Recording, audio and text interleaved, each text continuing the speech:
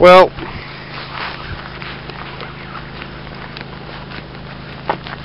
what a beautiful day. My camera turned off, so I don't know how much we actually have here to work with. I'm imagining that it's the batteries. I should have checked them before I left. I'm going to rush out the door. Just going to pick up some supplies, and thought I'd do another Northern Alberta walkabout. Everybody's out today. It's so warm. It's 7 degrees above zero.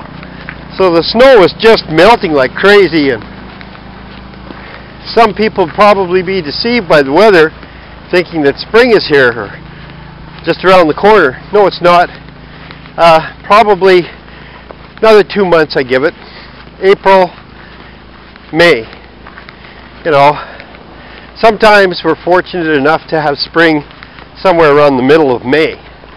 That's rare, but it does happen. Okay, so here's what's on my mind before my camera shuts down on me again.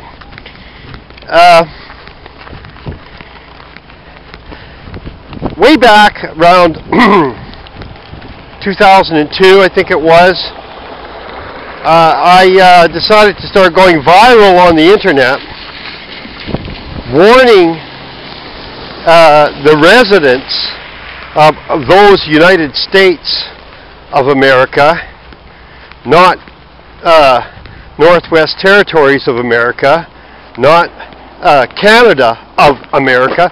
By the way, Canada is part of America, whether people realize this or not. Pull out an atlas and look at the continent of North America, and then you'll realize that Canada is part of America. Okay, I'll just leave that for now. And anyway, I was warning the residents of those United States of America that a dark cloud was over Canada and that it would be heading south soon. That dark cloud of sodomy. Well, now the big push is on for same-sex marriage in those United States of America.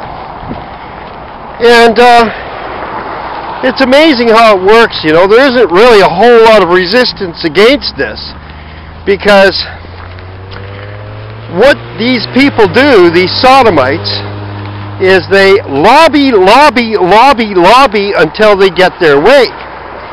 And it doesn't matter if the bill is struck down or how much money is being burned in the process to stop sodomy from being legal in those United States of America, because they'll bring it back. They'll lobby it some more. Now, I don't want to belabor the situation, okay? I've been trying to explain this to people for, well over 10 years, a decade, over a decade. Trying to explain to people that this dark cloud is going to sweep all of North America. That includes Mexico, by the way. And brace yourselves, people. It will be a realized law, man's law. Of course, not God's law, man's law. Because man, you see, I don't know why people don't get this. Judges are human, and magistrates are corruptible. In fact, magistrates are so corruptible that I would easily venture that for every honest magistrate that is in office, there are at least 10 corrupt magistrates. With numbers like that, it's not hard to understand why the legal system is not just never mind fair, and why there's so much corruption prevailing in our nations.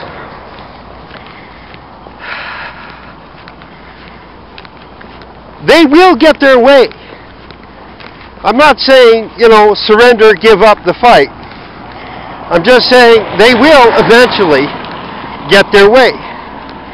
I mean, most of our politicians they're already feces-loving sodomites themselves, and lesbians. And there's a reason why lesbians support this. There's a reason why so many neo-feminists are lesbians. And so they're all together in the same boat along with the sodomites. All right? Being a man, especially if you're not a quote-unquote minority group man, is really hard. Who's going to listen to you? Who's going to help you? Nobody. Okay? Nobody.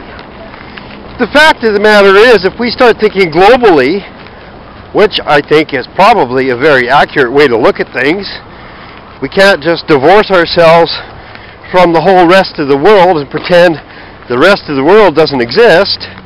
So, globally speaking, if you're Caucasian and you're heterosexual and you're a male, you probably represent one of the most extreme minority groups on the planet. And not many people are going to take you seriously. No. Not many will take you seriously at all. Because you don't represent what the government calls a minority group. You don't represent the feminists. You don't represent any special interest of the corrupt magistrates or politicians. You are fodder, cannon fodder. There's the interest. If they can put you in the military to die for their corporate cause, okay, they got some use for you there. You're expendable.